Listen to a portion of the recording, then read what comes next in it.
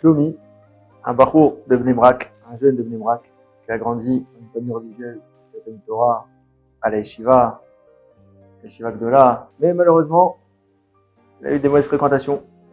Et doucement, ce jeune Shlomi, à cause de ses fréquentations, est tombé bas. Au point de quoi? De tout lâcher et arriver à habiter avec un copain à lui à Tel Aviv. À Tel Aviv, il ne fait plus rien, il sort le soir, il fume, il passe son temps à jouer.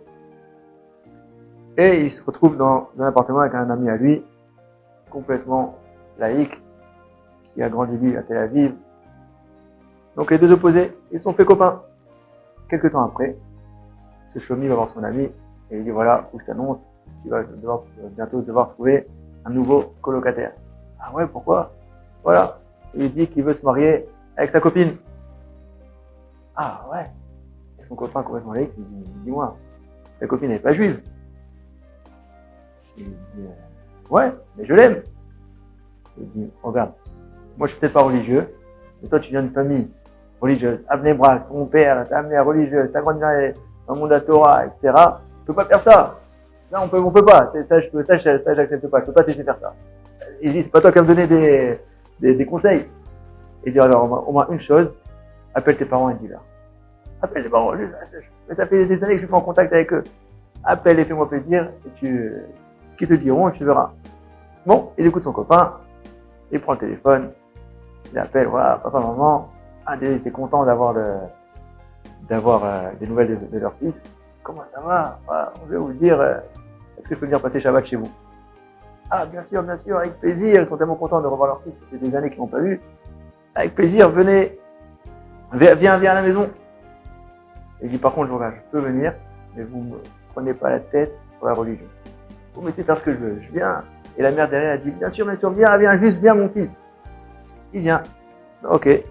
Il arrive le vendredi avant Shabbat, à Bnei Brak, avec une coupe qui n'était pas conforme à la ville de Bnei Brak. Il se retrouve, sa mère elle l'embrasse, elle est contente, ça fait des années qu'elle n'a pas vu son fils, et il commence à passer le Shabbat. Bien sûr, il n'embête pas sur le fait de respecter la Torah et Mitzvot pendant ce Shabbat. Et lui, en plein après-midi, il sort dans le balcon de ses parents, il allume une cigarette pendant Shabbat, allez nous, avec son smartphone, et il appelle. Comme ça, comme si de rien n'était.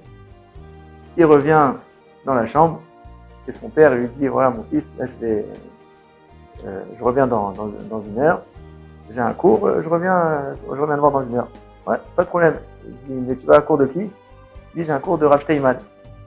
Ah quoi, t'as un cours de Rav? Tu vas chez Rav Steinman? Il dit, ouais. Il dit, je peux venir avec toi?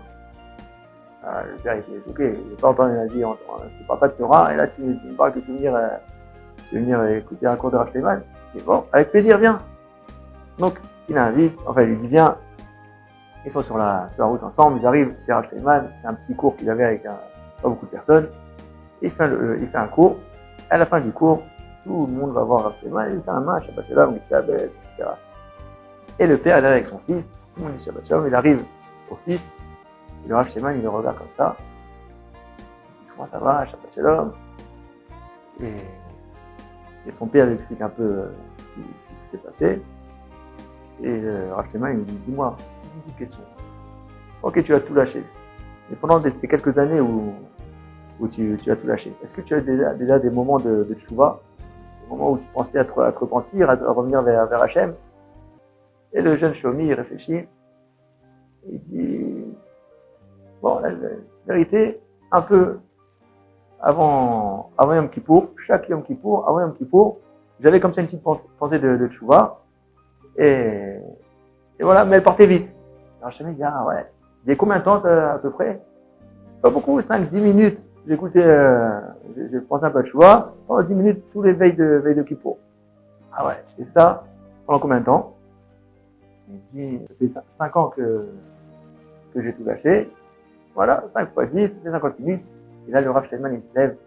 Il dit, mon fils, c'est marqué, les makom chez Baal Tchouva, on dit un endroit où les Baal Tchouva, ils se tiennent. Même les plus grands tzadikim, ils ne peuvent pas te tenir. C'est-à-dire là, toi, pendant 50 minutes, tu étais plus grand que moi. 50 minutes de tchouva, tu étais plus grand que moi à cette période. Hop, Shabbat Shalom, et il parle, c'est le petit Shlomi, il part. Il rentre chez lui, un peu chez son père, un peu bouleversé. Le Motzei Shabbat, il dit à ses parents qu'il lui restait en fin de compte ce Motzei Shabbat à la maison.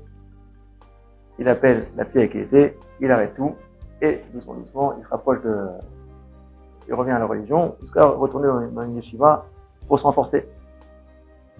Et voilà. Maintenant, quand il est rentré dans cette nouvelle yeshiva, il y avait là-bas un rav qui a entendu son histoire, il dit, dis-moi, je peux te poser une petite question. Il dit, oui. Il dit, dis-moi, qu'est-ce qui t'a poussé à aller à un cours de Rav Steinman? T'as tout lâché, t'es plus dans la Torah, t'es plus rien. Ton père, il te dit, tu vas à un cours de Rav Steinman, et tu dis, tu veux y aller.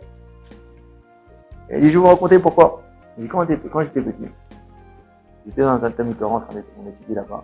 Et le Rav du Talmud Torah, il a dit, venez, vous allez faire un contrôle, un mifran chez le Rav Steinman. Le Rav Steinman, il va vous interroger. Et on était tous vraiment très émus d'aller chez le Rav Steinman pour nous interroger, on était tout jeunes.